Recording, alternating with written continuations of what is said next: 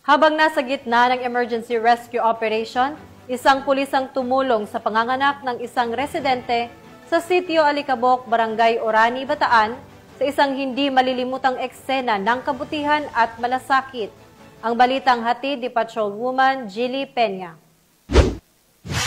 Isang hindi malilimutang eksena ng kabayanihan at malasakit ang naganap sa Sitio Alicabok, Barangay Bayan, Orani, Bataan nitong Miyerkules, ika-10 ng Setyembre matapos tumulong sa panganganak ang isang pulis habang nasa gitna ng emergency rescue operation.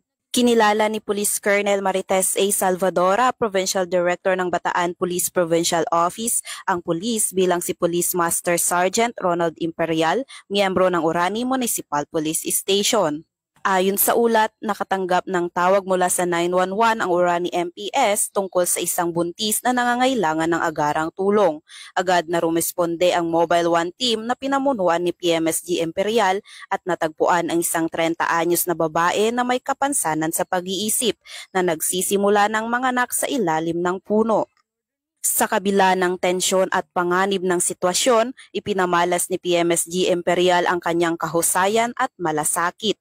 Gamit ang kanyang dating propesyon bilang registered nurse, maagap niyang tinulungan ang ina hanggang sa ligtas na maisilang ang isang malusog na sanggol na babae. Maingat niyang pinutol ang pusod at tiniyak ang kaligtasan ng mag-ina hanggang sa maihatid ang mga ito sa mas ligtas na lugar. Lubos na humanga ang mga residente sa pinakitang malasakit ng mga kapulisan na nagpapatunay na ang kanilang serbisyo ay higit pa sa pagpapanatili ng kaayusan at paglaban sa kriminalidad. Ito rin ay tunay na serbisyo sa kapwa at sa buhay.